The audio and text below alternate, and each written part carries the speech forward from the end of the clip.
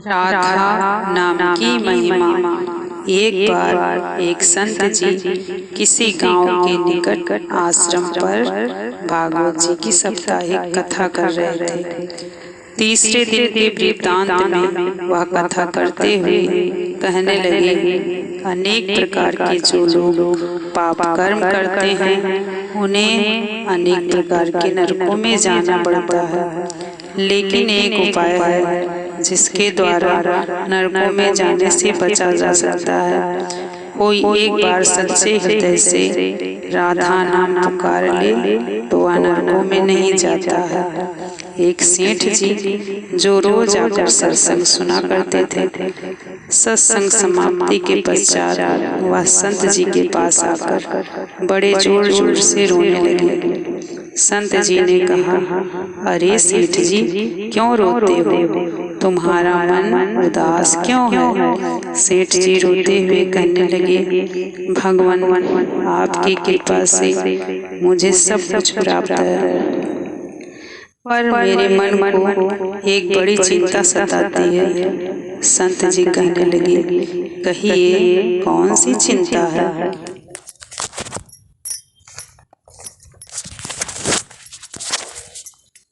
सेठ जी कहने लगे, आज आपने भागवत कथा में नरकों का वर्णन किया और वर्णन करते हुए बताया कि जीवों को अनेक पापों से नरक की प्राप्ति होती है, लेकिन एक उपाय है जिसके द्वारा नरकों में जाने से बचा जा सकता है। तो प्रभु, मैं तो आपकी शरण में हूँ, रोज सत्संग सुनने आता हूँ। मेरे मन में तो यह विश्वास है, आप संतों की कृपा से, भागवत की कृपा से मेरा उद्धार तो हो ही जाएगा। लेकिन मेरा एक छोटा भाई है जिसकी उम्र 50 साल है। वह ना सत्संग में जाता है, ना परमात्मा पर विश्वास करता है और ना ही प्रभु नाम का सुमिरन करता है। उसका उद्धार किस प्रकार होगा? मुझे उसकी बड़ी चिंता सताती है। मैं उसे बहुत बार समझाने का प्रयास करता हूँ, इस संसार के काम तो होते रहेंगे, तुम भगवान का नाम का स्मरण भी किया करो।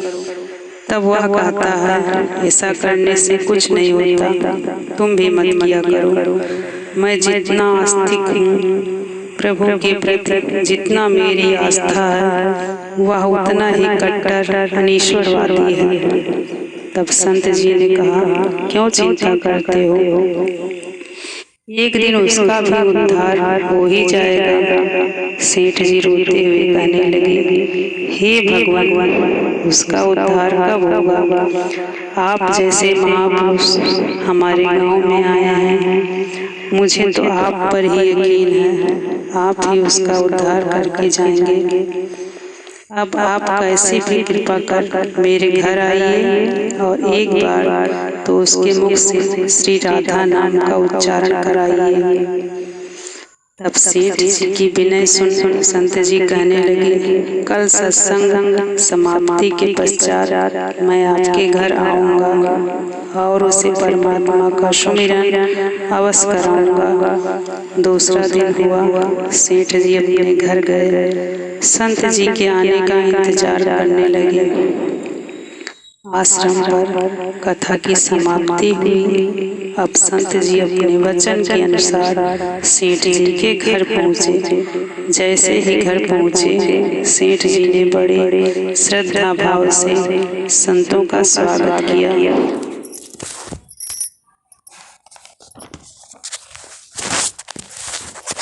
उन्होंने अपने भाई को बुलाकर कहा, संत जी आज हमारे घर पधारे हैं, उनका दर्शन कर लो।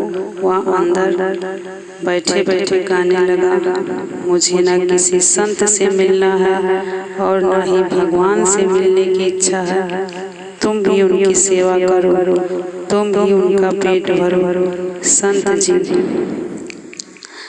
यह वचन सुने सेठ जी रोते हुए कहने लगे, भगवान जी, देखा आपने, आपके सामने ही आपका अपमान कर रहा है। संत जी कहने लगे, सेठ जी ख्याल ना कीजिए, सब कुछ अच्छा होगा। अब सेठ जी को दिलासा देते हुए सेठ जी की पलंग से उतरे और उसके भाई के कक्ष में आ गए और उसके कंधों पर हाथ रखकर कहने लगे, बताओ आज तक कितना कमाया। वह संत जी को इस प्रकार अपने नजदीक देखकर कहने लगा, अपना हाथ मेरे कंधों से हटाओ। मैंने संतों को मानता हूँ, ना भगवान को मानता हूँ। लोग जितने आस्तिक होते हैं, मैं उतना ही कट्टर नास्तिक हूँ। आप मेरे नजदीक क्यों आए हैं? संत जी कहने लगे, मैं तो अपना काम करने आया हूँ। संतों का काम होता है लोगों का उद्धार करना। आज तुम्हारे उद्धार का कार्य मिला है तो अवश्य करके ही जाऊंगा। वह सेठ के भाई भी बड़ा कट्टर था। वह कहने लगा, आपको किसी का उद्धार करना है कर लीजिए, पर मेरा उद्धार आप नहीं कर सकते। मैं तो कुछ भी नहीं करने वाला। सेठ के भाई को देखकर संत जी मुस्कुराकर कहने लगे, एक बार राधे राधे बोल दूं। सेठ जी का भाई कहने लगा, मैं कुछ नहीं बोलूंगा। संत जी ने फिर कहा, राधे राधे बोल दो। वह कहने लगा, नहीं कहूँगा। फिर संत जी ने कहा, राधे राधे बोलो। वह कहने लगा, मैंने कहा ना मैं नहीं बोलूँगा। वह संत जी पुनः सेठ जी के पास आए और कहने लगे, अब आपने मेरे ऊपर यह जिम्मा सौंपा है, अब मैं जैसा करूँगा आप बीच में ना आना। आप सारे परिवार वाले बाहर जाकर बैठ जाओ, जब तक मैं आपको बुलाऊं नहीं। एक भी परिवार वाला इस कक्ष में ना आए। अब इस प्रकार सेठ जी अपने परिवार सहित बाहर बैठ गए। अब कक्ष में सिर्फ संत जी और सेठ जी का भाई था। संत जी ने पुनः प्रेम से कहा, अरे भैया एक बार राधे राधे बोल दो। वह कहने लगा, मैंने आपसे मना किया ना, मैं नहीं कहूँगा। ना भगवान को मानता हूँ ना किसी संत को, मैं कट्टर नास्तिक हूँ। हंसते हुए कहने लगा, जितने तुम कट्टर नास्तिक हो मैं उतना ही कट्टर आस्तिक हूँ। अगर मैंने निश्चय कर लिया तुम्हारे मुख से राधा नाम सुनकर ही जाऊंगा, और पक्का समझ लेना कि तुम्हारे मुख से राधा नाम निकलेगा। वह कहने लगा, आप कितना भी प्रयास कर लो, मैं एक बार भी नाम नहीं लेने वाला हूँ। आप संत महापुरुष दयालु होते तो हैं बहुत, पर लीला मात्र। उन्होंने क्या किया, उस सेठ के भाई का हाथ पकड़कर जोर से घुमाने लगे।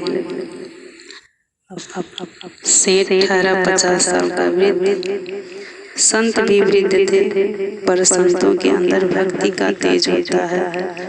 उन्होंने जोर से उसके भाई का हाथ घुमाया और मरोड़ दिया। हाथ घुमाकर फिर कहने लगे, राधे राधे। कहने लगे, राधे राधे बोलो। अब तो संत जी ने जोर से हाथ घुमाकर सेठ के भाई को जमीन पर पटक दिया और खुद उनके पेट पर चढ़कर बैठ गए। और संत जी फिर कहने लगे, बोलो राधे राधे। वह फिर कहने लगा, नहीं कहूँगा। अब तो संत जी ने उसके दोनों हाथ पकड़कर उसके पैरों को बांध दिया और कहने लगे, कहो राधे राधे। अब ऐसी अवस्था में वह सोचने लगा, लगता है यह संत मुझे मार ही देगा।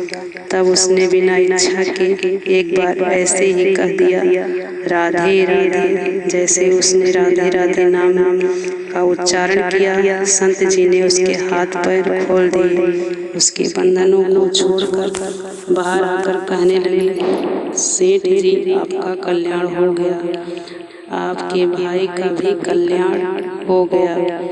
सेठ जी कहने लगे, अंदर से बहुत तेज आवाजें आ रही थी।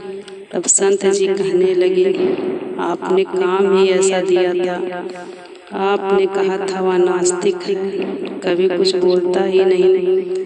आज आपके भाई ने राधे राधे नाम का उच्चारण कर लिया, इसका कल्याण हो गया। अब मैं जा रहा हूँ,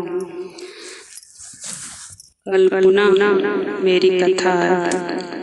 अब संत जी तो अपने स्थान लौट गए। सेठ का भाई जमीन से उठकर अपने भाई से कहने लगा, यह कैसे संत हैं, मुझसे झगड़ा करने आ गए थे, मेरे ऊपर चढ़कर बैठ गए और कहने लगे, अगर राधे राधे का उच्चारण नहीं करोगे मैं तुम्हारे ऊपर ऐसे ही बैठा रहूंगा। उसकी बातें सुन सेठ जी हंसने लगे।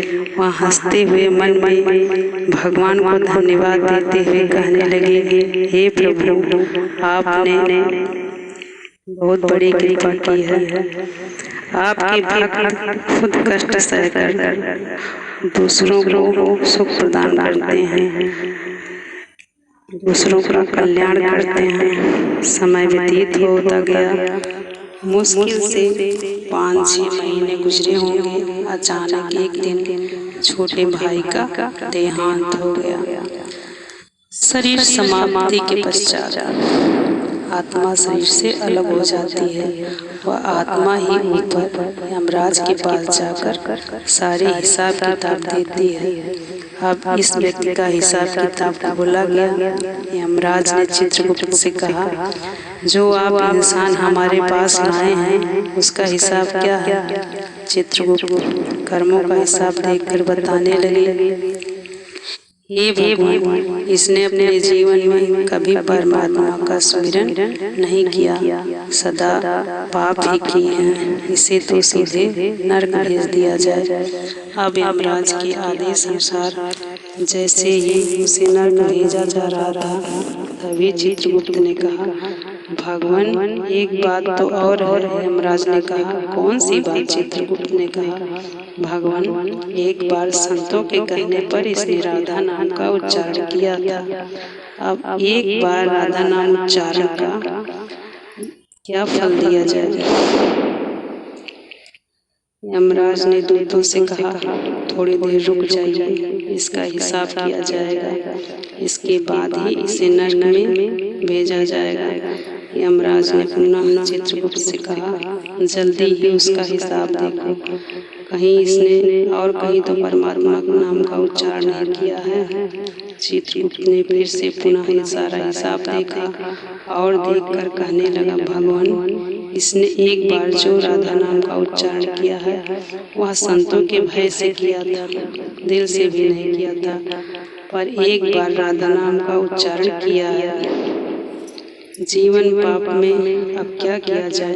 तब यमराज ने उसी इंसान से पूछा, एक बात बताओ, हम तुम्हें पहले राधा नाम उच्चारण का फल दें या नरक में भेज दिया जाए? तब वह भक्त हाथ जोड़कर कहने लगा, भगवान, नरक में तो जाना ही है, इससे अच्छा है आप मुझे एक बार राधा नाम उच्चारण का फल दे दो, फिर मुझे जहाँ चाहो भेज देना। अभी यमराज जी अपनी पुस्तक खोलकर देखने लगे, एक बार राधा नाम उच्चारण का फल क्या है? उन्होंने सारी पुस्तकें खोल दी, पर उन्हें कहीं फल दिखाई नहीं दिया। तब वह विचार करने लगे, एक बार राधा नाम उच्चारण का फल तो मुझे पता नहीं। वह अपनी शंका के निवारण के लिए उस भक्त को अपने साथ लेकर स्वर्गलोक में आ गए। स्वर्ग में आकर यमराज ने इंद्रदेव से कहा, इंद्रदेव, मुझे बताइए, एक बार राधा नाम उच्चारण करने का क्या फल है?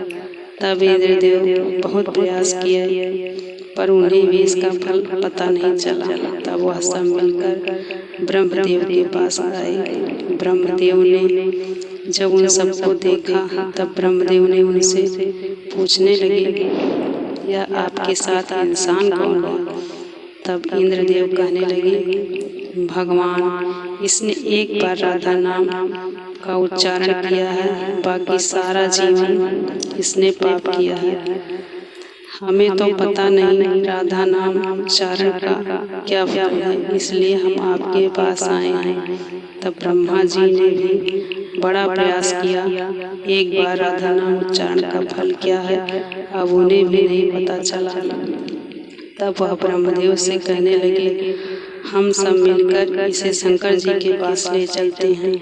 तब वह भगवान शंकर जी के पास पहुँचे। भगवान शंकर जी से प्रार्थना कर कहने लगे, हे भगवान, इस इंसान ने सारा जीवन पाप किया है, बस एक बार संतों के कहने पर राधा नाम का उच्चारण किया है। अब आप बताइए, एक बार राधा नाम उच्चारण का क्या फल मिलता है। तब महादेव जी ने बड़ा प्रयास किया, वह भी राधा नाम उच्चारण की महिमा का फल न बता सके। तब शंकर जी कहने लगे, अब तो हमें श्री कृष्ण जी के पास चलना पड़ेगा, क्योंकि वही राधा तत्व को जानते हैं। ऐसा सोचकर सब देवता भगवान शंकर के साथ मिलकर उस इंसान की आत्मा को लेकर भगवान श्री कृष्ण के गौलोक धाम में पहुँचे। गौलोक धाम में भगवान श्री कृष्ण राधा जी के साथ अपने आसन पर विराजमान थे। भगवान श्री कृष्ण ने सब देवी देवताओं का सम्मान किया और उनसे पूछने लगे, आज अचानक आने का कारण क्या है। तब भगवान शंकर हाथ जोड़कर कहने लगे, हे भगवान, यह इंसान इस धरती से लाया गया है। इसने अपने जीवन में अनेक पाप किए हैं, पर एक बार राधा नाम का उच्चारण किया था। यमराज जी पता न कर सके कि एक बार राधा नाम उच्चारण का क्या फल होता है। तब वह इसकी जानकारी लेने के लिए इंद्र जी के पास स्वर्ग में आए। फिर स्वर्ग से आते हुए ब्रह्मलोक आए। फिर ब्रह्मलोक से आते हुए यह मेरे पास आए। अब मैं इन सबको लेकर अपने साथ आपके पास आया हूँ। अब आप बताइए, एक बार राधा नाम उच्चारण का क्या फल हो सकता है। जब इस प्रकार की बातें चल रही थी, तब श्री कृष्ण के पास बैठी राधा रानी बड़े जोर हंसने लगी। तब श्री कृष्ण ने कहा, हे राधिका, क्यों हंसती हो। तब राधिका जी कहने लगी, हे भगवान, यह अभी तक राधा नाम का महत्व समझ नहीं सके। तब भगवान शंकर जी कहने लगे, हे महारानी राधिका के नाम का क्या असर है, आप बताइए ना।